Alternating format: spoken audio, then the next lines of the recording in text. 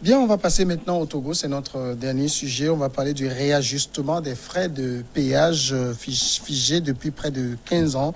Les frais de péage devraient connaître d'ici les prochains jours, les prochaines semaines, une hausse. Le gouvernement envisage en effet d'augmenter les tarifs des contributions des usagers afin de mieux assurer l'entretien et la modernisation du réseau routier, mais également la maintenance des postes, l'ajustement des contributions des usagers, engins à deux roues, tricycles, véhicules légers et poids lourds de toutes catégories est urgent du fait de l'important déficit observé chaque année au niveau du financement de l'entretien routier. Selon un conseil des ministres d'il y a quelques jours, eh bien, il faut chaque année environ 30 milliards pour l'entretien routier, mais les ressources mobilisées annuellement se situent dans une moyenne de 17 milliards, donc d'où la nécessité de réajuster. Mais la bonne nouvelle, c'est que finalement, en tout cas d'après un certain nombre de choses qu'on lit, les engins à deux roues ne seraient plus concernés par ce réajustement. J'ai envie de commencer, Firmin Teko, par une question simple. Le gouvernement nous dit bien, ces fonds servent à entretenir le réseau routier. Il nous faut 30 milliards chaque année, mais nous ne mobilisons que 17 milliards. Mais on a vu des scandales financiers dans le secteur de l'entretien routier. On sait ce qui est advenu du fer. Avant, il y avait le fonds d'entretien routier, avant qu'on ne passe à la SAFER aujourd'hui. On n'a jamais eu à faire de compte à personne. Oui, mais la question que je vais poser, où se trouve la APLUSEA dans tout ça? Moi, c'est la APLUSEA qui devrait nous rendre compte. C'est à la APLUSEA qu'on devrait poser cette question-là. Aujourd'hui, peut-être on aurait eu déjà assez de réponses. Tous ces scandales financiers dont on a parlé avant qu'on change de nom à la SAFER, tout ce que ce dossier-là cache, on ne nous l'a jamais rendu public. Donc, quand il n'y a pas de transparence, vous imaginez, il n'y a pas de transparence dans la gestion ou dans la reddition des comptes. Vous voulez que les citoyens se comportent comment? Cette décision va juste frustrer, va rendre les gens aigris. Les gens vont se dire, on donne de l'argent, on paye au poste de péage, mais on n'a pas de retour. Qu'est-ce qu'on fait véritablement avec notre argent? Regardez, on dit 17 milliards annuellement. Ça veut dire déjà 15 ans que nous, on parle de ces histoires de péage. Mais 17 milliards fois 15, c'est beau. 17 milliards fois 10, ça veut déjà au moins 170 milliards. Bon, les 170 milliards en réalité ont servi à quoi?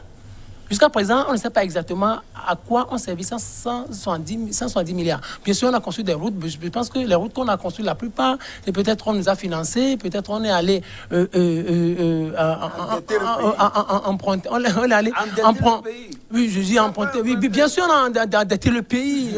On est allé emprunter, mais on ne nous a jamais expliqué exactement à quoi ont servi ces fonds-là. Parce que avant que vous nous disiez, bien sûr, on va augmenter.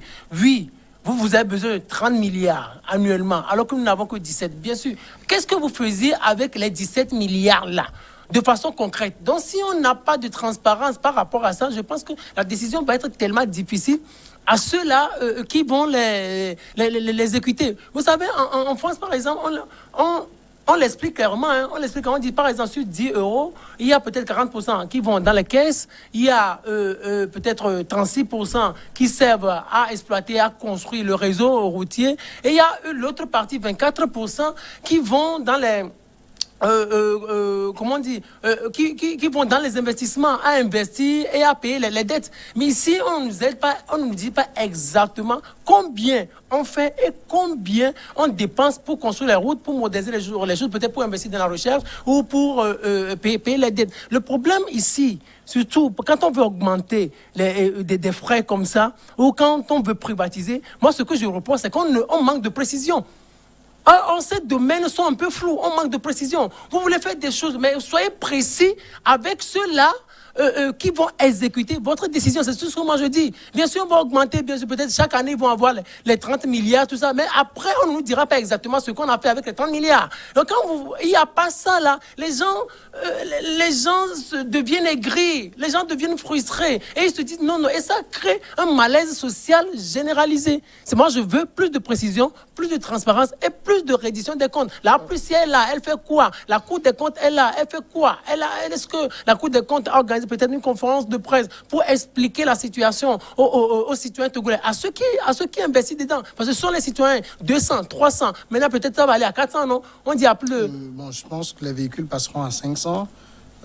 Alors que avant c'était 300. 300. Les véhicules légers passeront sans doute à 500. On n'a pas encore vu le décret ministériel, mais ça va être le cas. Ceux qui payaient peut-être 1000 francs passeront à 1500 ou à 2000. Oui, c'est beaucoup comme... Et c'est lourd pour le citoyen. Mais on ne veut pas plus de précisions. Le jour où on aura toutes les précisions, je pense que le malaise disparaîtra. Le scandale du fer, je viens là-dessus avec vous. Non, vous savez, au Togo, on a pris le vilain plaisir de déplacer les problèmes. D'accord? Ce qu'ils ont évoqué, les raisons évoquées, c'est déplacer le problème. Le problème de la gouvernance, elle est très importante. C'est-à-dire qu'on peut même augmenter les frais, je ne sais pas, même à 5 000, 10 000 pour les véhicules légers, ça ne résout pas le problème. Mais quand vous prenez le fer qui a été créé dans les années 80, mais je connais au moins, sinon le Togolais connaît au moins deux directeurs célèbres du fer.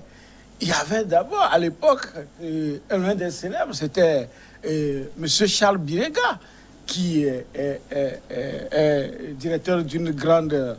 une école privée, école institut supérieur privé. Finalement, qui avait fait même la prison avec la commission anticorruption. Mais les raisons évoquées officiellement à l'époque, c'était, je crois, la liquidation des CITO. Mais caché dedans, c'est qu'on leur a reproché d'avoir démissionné de la direction générale du fer. Vous imaginez, à l'époque, qu'il avait démissionné de la direction générale du fer sous Nyasingbe et Adema. Et selon les informations qu'on avait à l'époque, puisqu'on était un peu proche, c'est que, en fait, le fer qui avait été créé était un instrument presque rattaché au rassemblement du peuple togolais. C'est-à-dire que c'est là-bas où les gens, c'est-à-dire que quand ils font les factures des événements, des défilés, les pro-formats, les conneries, c'est là-bas qu'on envoie. Et tous les barons envoyaient des notes de demi au fer. Or, à l'époque, l'argent, c'était sur les frais de carburant. C'était des collectes. Il n'y avait pas de poste de péage à l'époque. C'était des collectes qui étaient faits sur le litre du carburant. Je crois que ça doit être 5 ou 6 francs, le litre de carburant acheté. Donc, après, lui, il a fait sa prison. Il a été d'ailleurs même libéré sans jugement. Et après, on a vu, jusqu'en 2007, je crois, monsieur Ferdinand Tchamsi, qui a été déjà au moment où les ponts tombaient en 2008, non, 2007 ou 2008. 2008, avec les pluies diluviennes. Voilà. C'était en 2008. Où il était même parti sur les sites nous montrer comment est-ce que la route est partie. Si ces routes étaient entretenues, si ces ponts, surtout le pont de Davier ici, si ce non, pas de Davier, le premier pont de Makwapé ou le non, pas Makwapé, le premier après le terminal du Sahel. Mais le premier pont, mais l'eau avait pris le temps de ronger le pont de l'intérieur jusqu'à ce que le pont s'effondre, puisque c'est un trou qu'il y avait eu au milieu. Donc, et c'est cette route, on va me dire que cette route était entretenue. Il n'y avait pas d'entretien, parce que dans le temps, mais les gens étaient recrutés pour voir le niveau de l'eau. Et à chaque fois qu'il pleut, ils descendent, ils voient le camp, la plupart également. Et puis les gens voyaient ce qui se faisait comme dégâts sous les ponts. Mais prenez la route Lomé-Palimé, avant que Ebomab ne commence par dégager, c'est les trous seulement. Quand vous prenez la route Lomé à Takpamé, jusqu'à même des Dapaon, c'est cassé. Mais c'est la catastrophe. Qu'est-ce qu'ils entretiennent? Les routes de Lomé? Ou quelles routes ils entretiennent avec l'argent? Donc voilà. Et le fer a été géré jusqu'à ce qu'on dise qu'il y a eu malversation. Parce que vous voyez, l'argent à quoi servait l'argent du fer? Voilà, c'est pour rémunérer les membres des partis politiques, c'est pour construire les châteaux des gens. Et voilà, on ne peut que faire des pertes. Qu'est-ce qu'on nous dit? Comment le péage même est géré? Le péage, à l'époque, c'est pas appel d'offres qu'on déposait à la présidence de la République. Et le péage est attribué à des individus. C'est-à-dire qu'ils se sont formés en société et on leur attribue le péage. Donc chaque péage pratiquement est indépendant. Je ne sais pas si avec la SAFER, le jeu a changé. Sinon, le péage, à l'époque, on lance... Avec le fer. Avec le fer. Oui, la SAFER actuellement. Oui, on lançait les appels d'offres et les gens postulaient jusqu'à la présidence. Et après, on fait un dépouillement et on donne à qui on veut. Et donc, c'est une société privée qui gère. Donc, ce qui suppose que quand lui, il encaisse, quand elle, la société privée, encaisse les sous, mais le directeur, il fait toutes ces dépenses, ok? Et quand je dis toutes ces dépenses, les dépenses réelles personnelles, de fonctionnement, et puis, bon, les enveloppes de dessous de table qui vont partir de gauche à droite, ils vont partir, avant de déterminer ce qui va aller dans les caisses de l'État. Mais c'est normal, c'est tout à fait normal qu'il y ait déficit dans la collecte des fonds. Est-ce que vous voyez? Donc, on déplace un problème, on ne règle pas le problème en augmentant, plutôt on siphonne la poche du contribuable. Vous avez eu le temps de beaucoup expliquer. Donc, on comprend au niveau du gouvernement, les motifs, c'est que il faut avoir plus de moyens pour mieux entretenir le réseau routier. Oui, oui, c'est ce que le gouvernement nous fait comprendre ou nous fait croire. Il a besoin de plus de moyens, 30 milliards chaque année, mais je me demande s'il pourrait réussir à le faire. Parce que quand on voit peut-être 17 milliards, si on ajoute le double, ça fait... Non, si on ajoute encore 17 milliards, 100%, ça fait 34 milliards. Oh, c'est moins de 100%. L'augmentation, c'est moins de 100%. Peut-être le gouvernement pourrait avoir 30 milliards. Mais ce qu'on veut, c'est qu'il y ait plus de transparence et qu'on nous dise exactement ce à quoi l'argent là va servir, les routes que cela va construire. Peut-être on est en train de lancer aussi la construction de la route Lomé. Saint-Cassé, non, peut-être cela aussi. Des doublements. Il faut mettre ça dans les placards. Ça, pourquoi il ne faut pas le faire. On a fait 15 ans, on n'a que fait Lomé d'Avier. Et puis vous dites que quelqu'un va venir la dernière fois à la télé nous dire qu'il va faire Lomé Saint-Cassé. Non, excusez-moi. Non, écoutez, en tout cas. Ne soyons pas pessimistes. Là où les gens font des travaux. Francisco Napokura, peut-être vous avez été déçus. Nous, on travaille avec les faits, on commente les faits. Voilà, il n'y a même pas encore de faits, ce ne sont que des déclarations. Oui, c'est des annonces pour le moment. On va attendre voir. De toute façon, ce n'est pas une année de campagne pour qu'on dise que c'est à des motifs de campagne. C'était dans le programme de Nicolas Lawson qui avait dit qu'il va construire il était le premier à le dire. Mais quand Nicolas Lawson avait dit ça, le RPT UNIL s'était moqué de lui. Ça, je vous assure. Mais après, c'est revenu dans le programme du parti au pouvoir. Mais comme l'idée ne leur appartient pas. Non, écoutez, Francisco Napokura. Il n'est certainement jamais trop tard pour bien faire. Non, écoutez, c'est ça le rôle de l'opposition. On va revenir sur la question des péages. Oui, c'est ça le rôle de l'opposition aussi. C'est-à-dire l'opposition est là pour apporter, pour proposer. Et dans le pouvoir, peut-être, à trouver la position ou la proposition de Nicolas sont très intéressantes.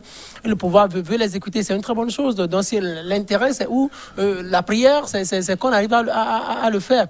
Non, un moment, je dis peut-être les 30 milliards peut-être vont servir peut-être un peu à ça et aussi peut-être à construire, à moderniser véritablement la route. Mais je souhaiterais que la Aplicia mette dans tout ça aujourd'hui.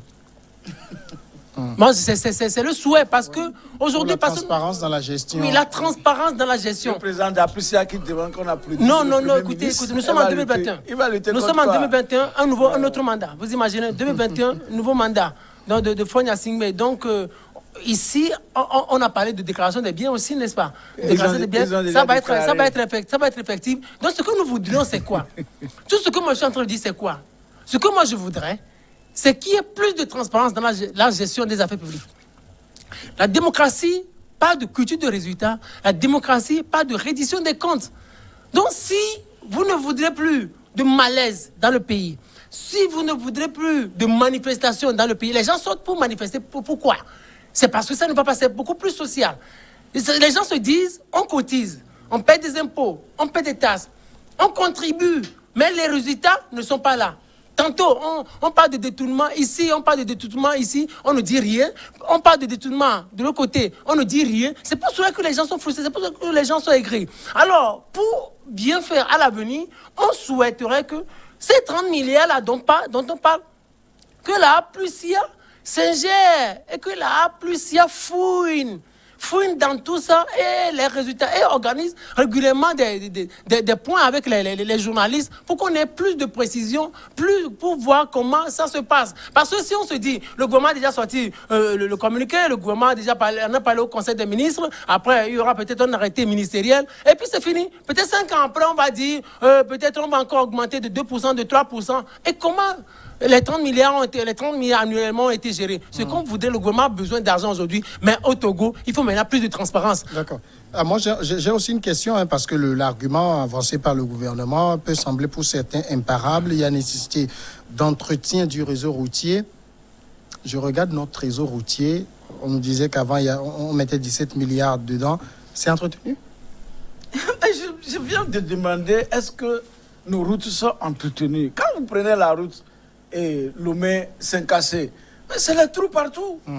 C'est les trous partout. Oui, c'est ce que j'ai envie de comprendre. C'est quoi, quand on parle d'entretien du réseau routier, qu'est-ce qu'on fait exactement?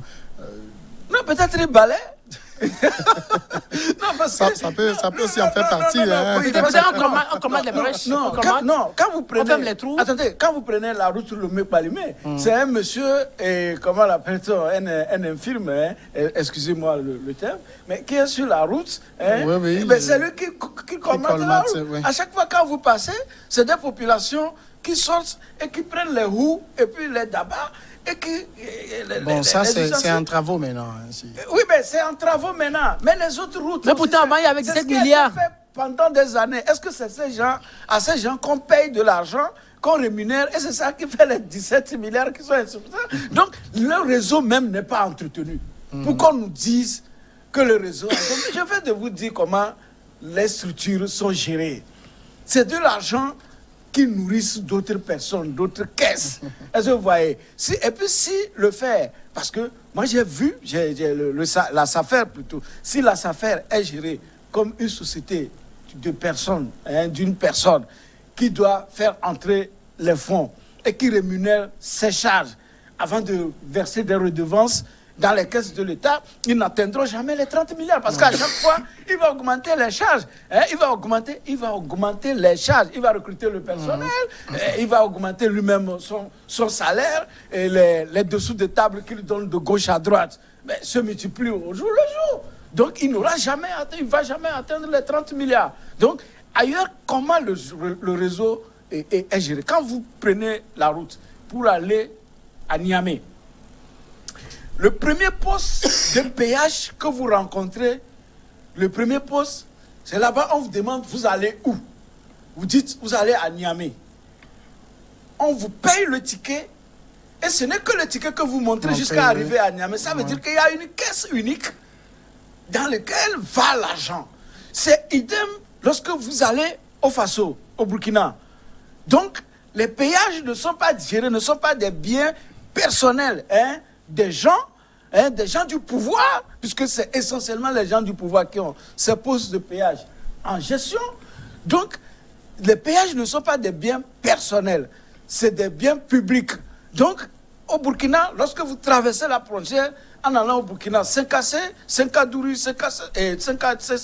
vous rentrez dedans, le premier poste de péage que vous voyez, vous payez, et vous payez, c'est jusqu'à Ouaga. Donc, ça veut dire que si vous allez, par exemple, au premier village, peut-être vous allez payer 1000 francs, mais si vous allez à l'autre bout, jusqu'à Ouaga, vous allez traverser peut-être 4 péages, vous allez payer peut-être 4000 ou 5000. C'est décompté.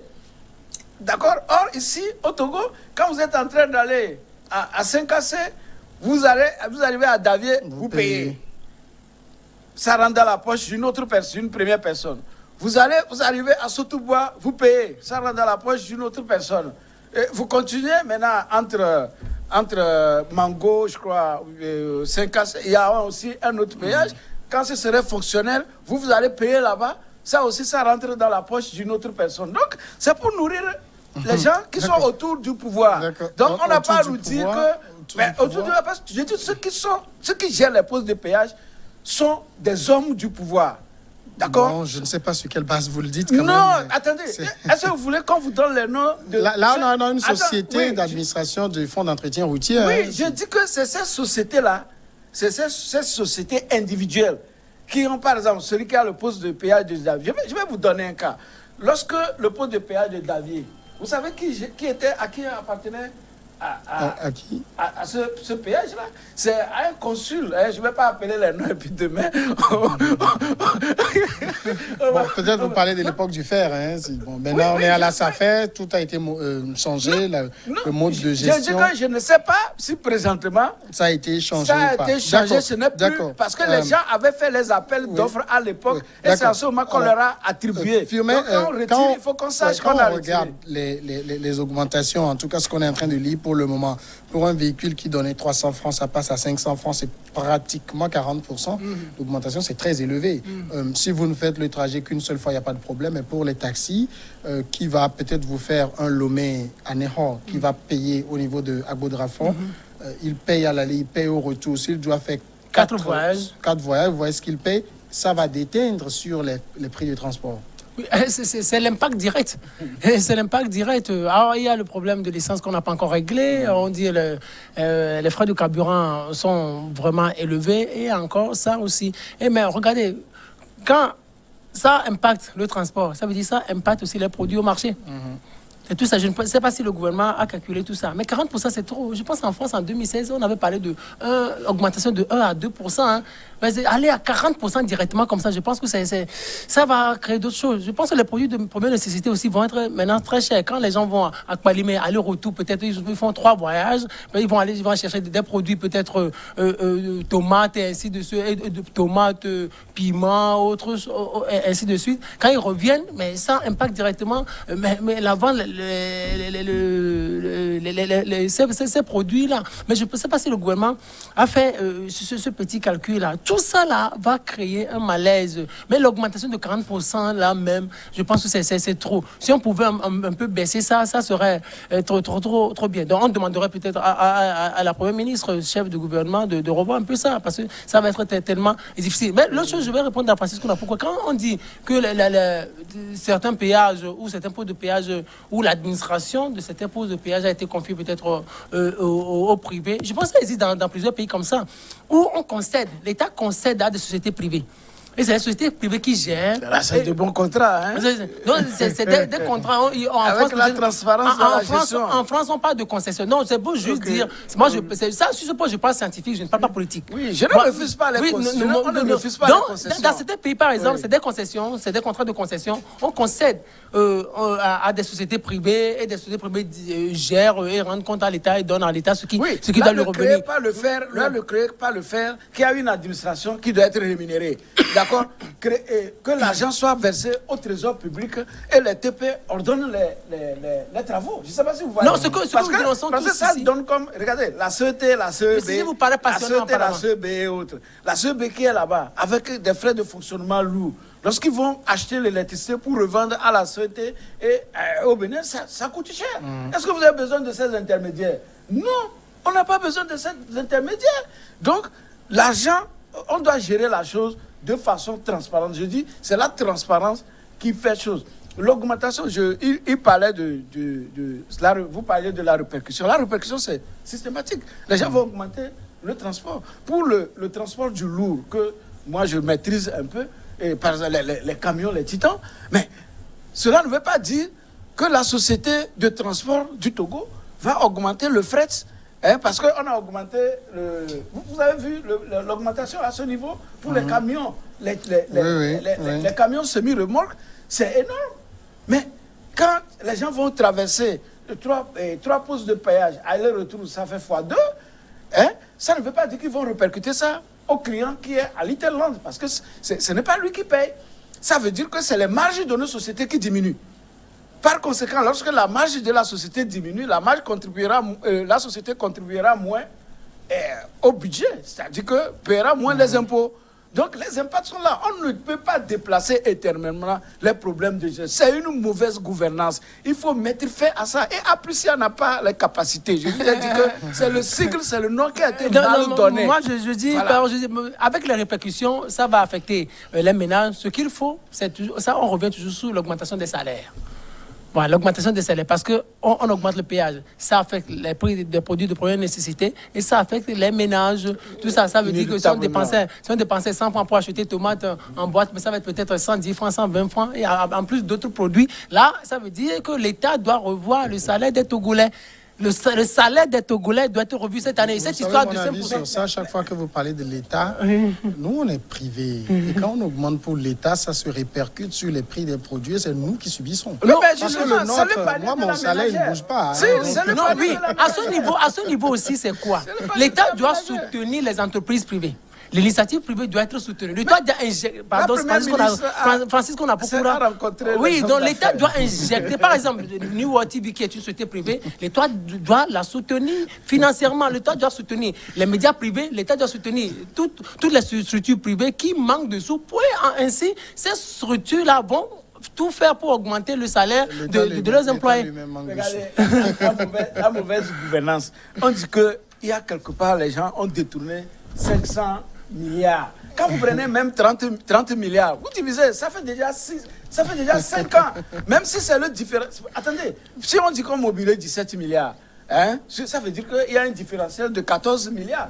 Vous prenez 500 milliards divisé par 14 milliards, nous avons combien d'années? Supposément détournés. Supposément, mais il faut qu'on fasse.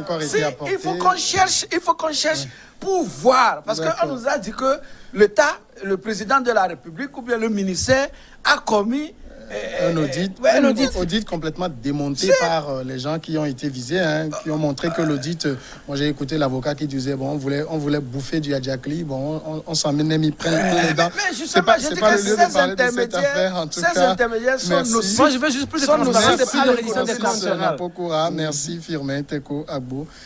Merci à vous tous et à demain.